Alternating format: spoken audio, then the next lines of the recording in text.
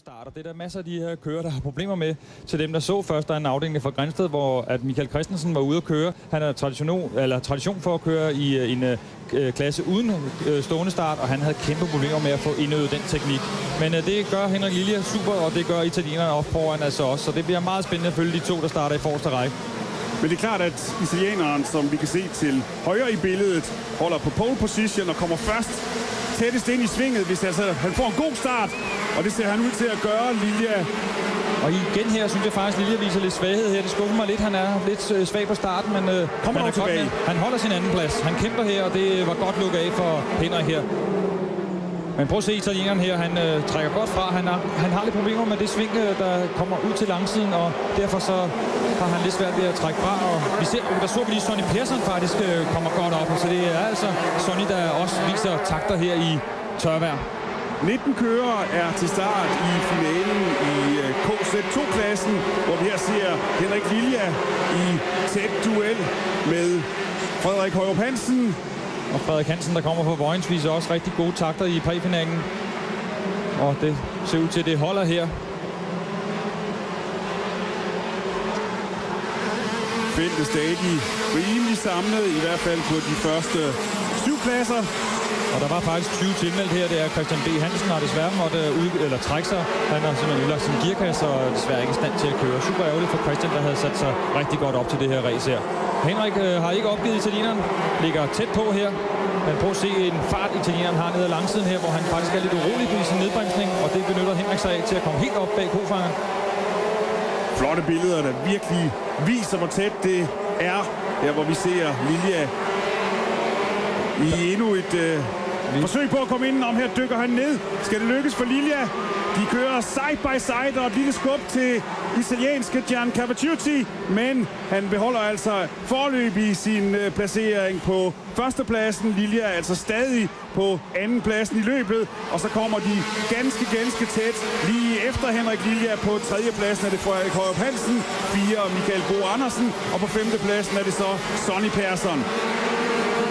Og det vi kan se, det er, at Henrik var tæt på at presse forbi italieneren, og så var Frederik på tredjepladsen klar til at gå forbi de to kører, hvis de skulle komme til at køre mere ind i hinanden, som vi lagde op til. Vi skal lige følge lidt op på Rasmus Rasmussen. Han er kommet op på en 8. plads.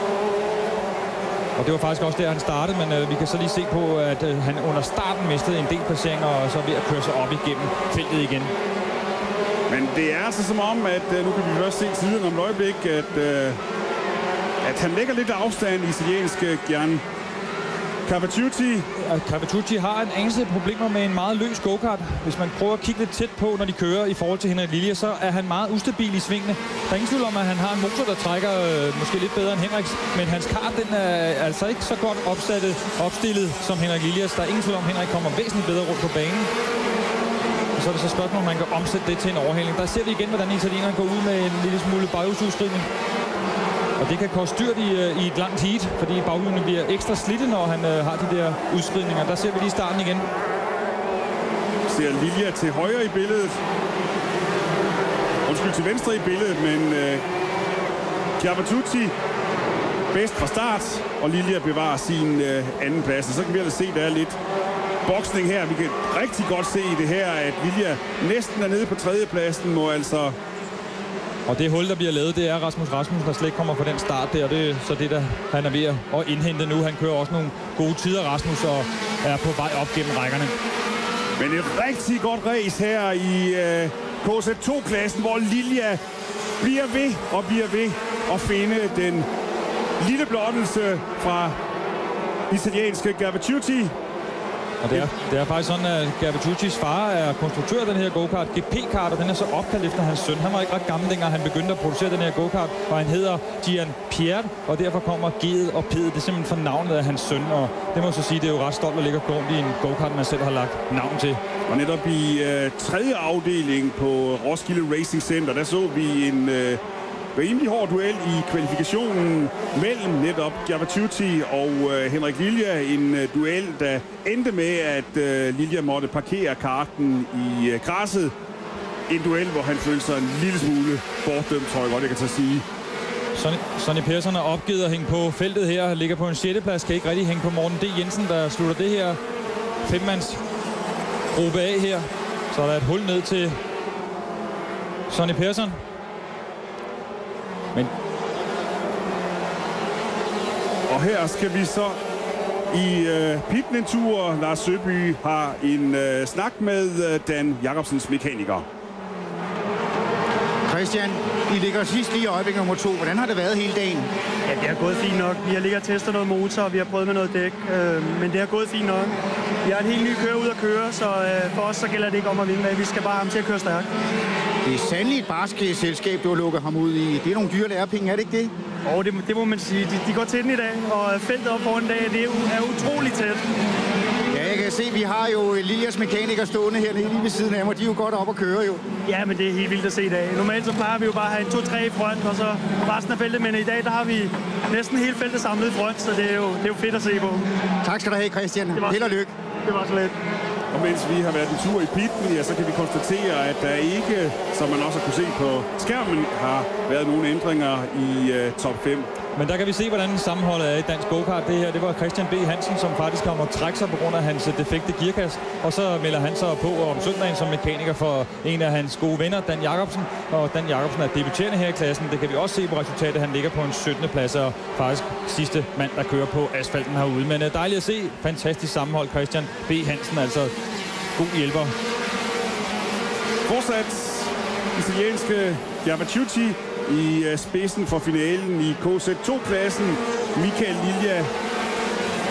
Og hvis vi kigger på tiderne lige nu, så er Morten D. Jensen faktisk i stand til at køre nogle tider, der svarer til de to førende opad. Og der ser vi så, hvordan Morten også begynder at lægge an til at skal angribe. På tredjepladsen, der kommer han faktisk over. Den kom lige sent nok, og han må altså så trække sig fornuftigt tilbage bag i Michael Bo Andersen igen. Kart nummer 24, ja. Netop Michael Bo Andersen, som forløbig ligger til på tredjepladsen bag ved de to førende, Gavaciuti og Henrik Lilja. Det ser altså ud som om, at Gavaciuti begynder at lægge afstand ned til Henrik Lilja. Han kører lige præcis en tiendedel hurtigere end Henrik Lilja nu, og det gør han bare gang på gang nu. Han viser stor stabilitet. Hans tider svinger ikke ret meget, så der er ingen tvivl om, det er svært for Henrik at hænge på italieneren her. Men italienerne er nok heller ikke så interesserede i det samlede klassement. Er jo primært heroppe for at lave promotion, og indtil videre må vi sige, at han har gjort det på en flot måde, selvom vi da har hørt visse utilfredse røster rundt omkring Roskilde Racing Center. Der kommer Morten altså med en god nedbremsning her, og teknikken her ligger simpelthen, at Morten er helt oppe på slipstream bag Michael Bo Andersen, og så bremser han lige nu 1 meter senere, og så går han ind i hullet, og så har Michael Bo Andersen ikke en chance for at slå tilbage. Morten D. Jensen altså op på tredjepladsen. Og det er også dejligt at se Morten tilbage i topform, efter han har haft et afbræk for go-kartsporten i Formel Renault blandt andet, og så er han tilbage her igen. Han har vundet Superkart-koppen mange gange, Morten D. Jensen, og her er han altså tilbage i storform og ligger nu på en tredjeplads.